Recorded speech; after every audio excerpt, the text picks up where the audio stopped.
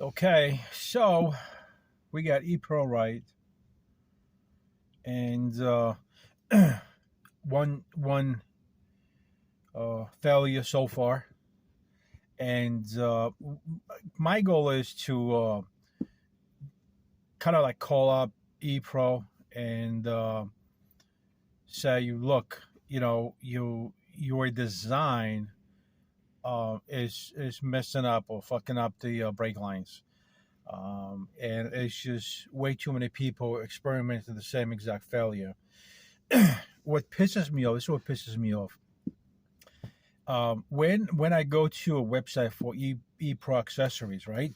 Excuse me, eRide Pro or eRider, whatever the goddamn thing is. We're gonna call it ePro because I'm exhausted with all these names, right? Easier. I'm gonna call them up, and that's what I'm gonna say.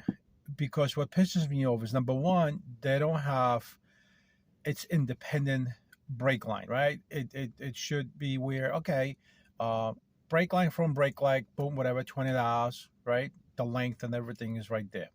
Okay, great. Now, a rear brake line, right? There it is, just the line, boom, $22. It's whichever long way it is, right? Okay. Well, they don't have that, right? What you can buy the entire assembly for the front or the rear. Okay. I mean, I don't like to shoot in the sky and be on a cloud and hope it all works out because I don't have the time. Season is on. I want to go off road. I got plenty of spots over here in Staten Island where I can do things off road. Because this bike on road is bullshit. I mean, okay, I'm sorry. Let me rephrase myself. It's not bullshit. It's just more fun to be off road with that bike than it is on road.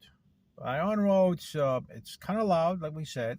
Um, Tires are noisy, right? Not that it isn't stable, but I know that when I ride on the markings on the streets, it kind of like fishtails. Like it feels funny. Like I mean, my style feels the same way. So I don't like that. Probably because that surface where they put the paint is out of oil and it's slippy. Blah blah blah. I mean, I could see, falling over or falling down with the little drip of rain and call it an issue. Um, but yeah, so there's lots of trails here in Staten Island where I can go. I can really enjoy this bike because yes, they had a blast. I stopped by Tony's. Tony went to Jersey, and that was that. I would have gone with him, and we would have had a blast.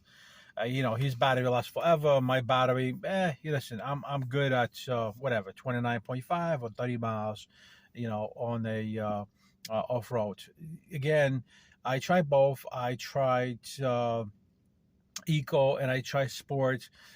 You don't necessarily need sport. You could put up sport when you're on open road, at a trail. Um, these trails aren't as good as in Colorado or LA, where you go to the mountains and you can do 100 miles an hour because the trails are so long. Here they're shorter, they have more turns, and they're kind of more tactical, right? So keep it at eco. It's actually pretty cool. It's still fun. The bike is torquey, very responsive, very nice for a guy of 240 pounds. It's different. I mean, shit, I wish I was 220. It would be even better. But um, it's just, I wish Tony was there because it would have been. If Tony was there, I would have probably kept running with the rear brakes only. The problem is when I drink coffee, I get this freaking thing in my throat. And when I talk, my throat gets dry. But that's COVID, or aftermath. Um, so yes, uh, I think I am going to try to go off road today because it is such a blast. I never knew that I can enjoy off road as much as I would enjoy on road. On road is a little bit more hectic and more where you have to pay attention to other cars. Where here off road on the trails, you only pay attention to what's at hand, which is the off road trail, and you give 100% of your concentration. not if, there's a car coming from a left or a car coming from a right. Here, you might worry about a few, joggers, bikers, and things like that, something that you expect to happen, right? Anyway, going back to the problem at hand. So I am going to today at work call up ePro or eRider and ePro. And I'm going to say that. And I'm going to say, look, it cost me $120 to replace the assembly because you guys don't sell the brake line individually. And I cannot go on the internet like Amazon or eBay or anywhere else and say, oh, okay, this is what I need. This is the type of brake that I need, and this is how long I need it. Blah blah blah. Because then I would have to buy a kit for cutting this and that. Blah blah blah. I already have thousands of different tools for Stealth and now for this bike. Eventually, I'm going to get the kit where you can cut the line very nicely and evenly. And you can do your own line. I only purchased the assembly because that is going to give me a extra caliper with brand new, shoe pads, brake pads. So that's not really a disadvantage, right? It's kind of like collecting additional accessories that you might need in the future. If the caliper goes, I have a spare one, right? Once I get, I mean, that caliper probably most likely could be used for rear also. So it's not a bad thing to have additional parts. And I always have a good hiding spot in the house in my toolbox to keep all these accessories, available to me at any given moment. I can't carry all the tools with me on the right, but knocking off the wood, my stuff did not ever give me a problem once I caught a flat tire. And that was an issue. So now I carry forks, I carry a patching kit for the tube and things like that so I can address that issue, on the road. I did not put a flat out yet to this bike. I should. I didn't. Because I know I'm going to change the tires. I don't want to change it this season. So that's probably next thing that I'm going to do a video on. Flat out, I think it's a great advantage, a great way to improve your kind of like mental stage of not jinxing it. You could be more aggressive, less careful of what you ride over when you ride really fast. The other day I was also off-road and I was going around branches and they were pretty sharp, so I was kind of scared like I'm gonna get a puncture, and that would have been a fucking clusterfuck issue. So we'll probably do the flat out, so look out for that video. No, it doesn't put extra additional weight. I mean, probably a little bit, but that's okay. But yeah, that's the goal with the ePro, to call them up and see, maybe they'll give you a discount. Maybe they have a line. Then what I'll do is I'll still get the assembly and I'll still get the line. I'm not here to, dig anybody out of money or making money. I'm not there. I'm not here to stop them from making money. But don't be obvious about the whole thing.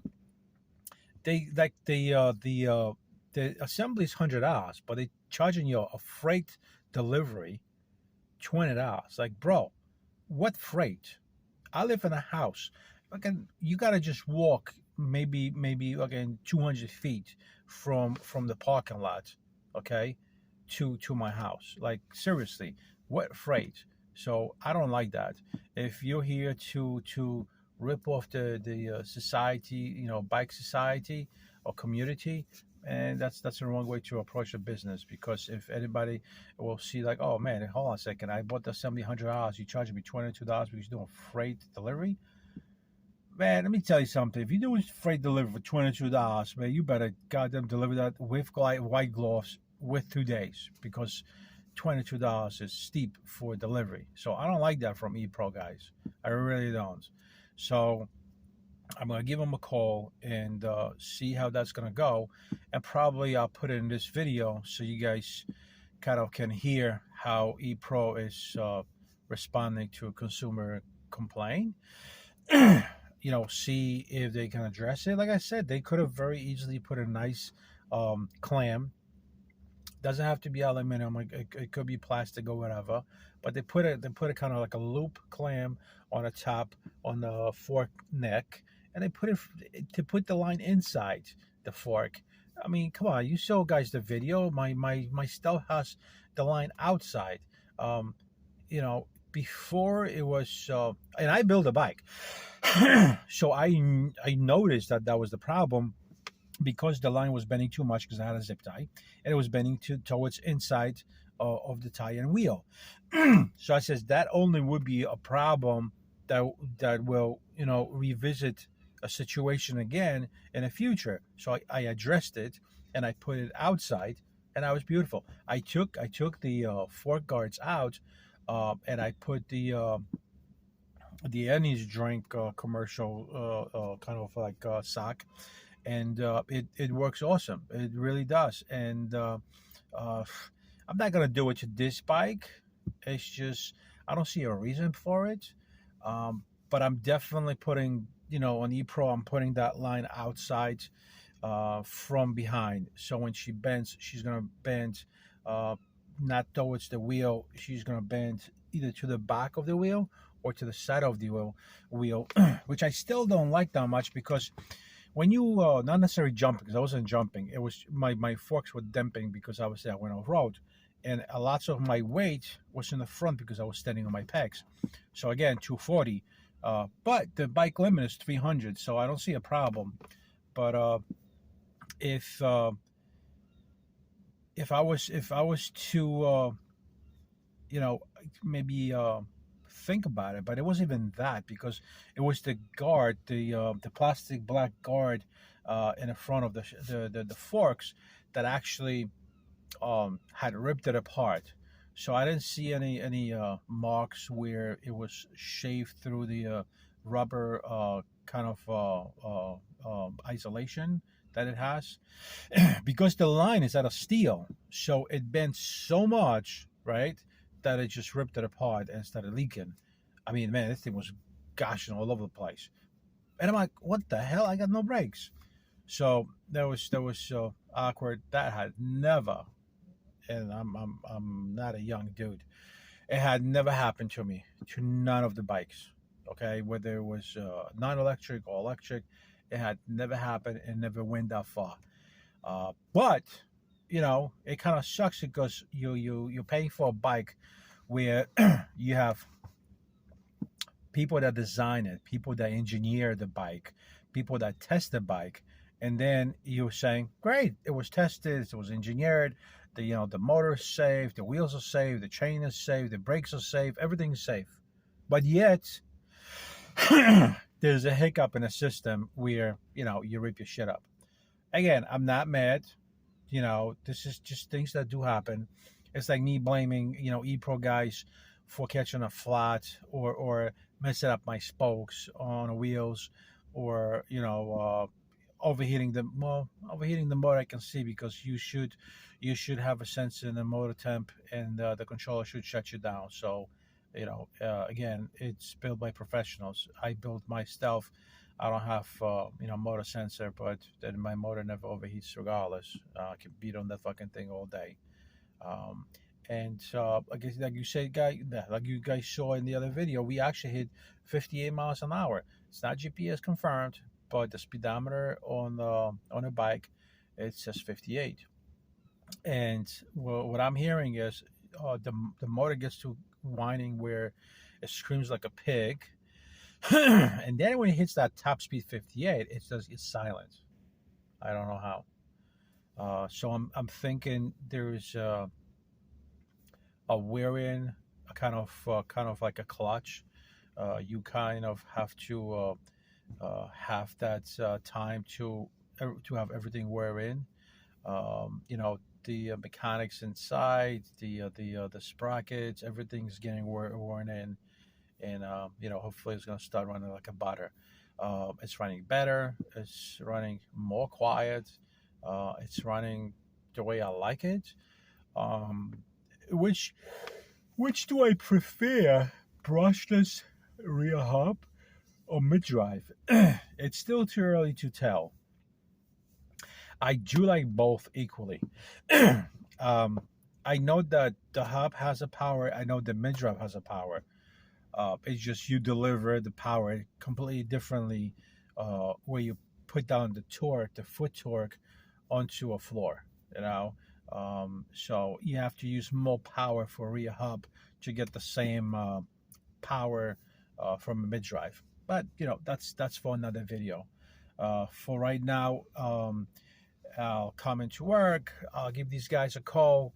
You know, have a quick chat and see what they say. See if they pick up the phone. See if they're willing to talk. See if they're willing to answer. Maybe I get a voicemail. God knows. But excuse me. I'm also calling them today because I want to make sure they mail this shit today. I don't want to be waiting for a whole 2 weeks.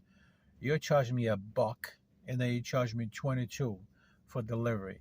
Man, you better get this guy that sits in the basement and controls the shipment to come out of his basement cave and run over to the mail and mail it out. All right, guys, it is 7 o'clock. Was it 7 or 7:30? 7:30 in the morning. I am exhausted. Today's supposed to be 84 degrees in New York City. 84. And I'm one of those people, or probably many of the people, that actually got to go to work and sweat it out. We all got to do it. But I think my reward is going to be where I'm going to do my best to go off-road today and do that. If not, listen, I'm not gonna be dead. I'm not gonna kill myself. That's the plan, and we'll see how the plan goes. So until next video, make sure you subscribe to this one. You comment down below, and you share the video, and see how many people will come back with the brake failure, and maybe we all will have a recall on it and have the parts sent to us so we can address the issue and have it run smooth. So until then, folks, make sure you stay safe and you ride safe.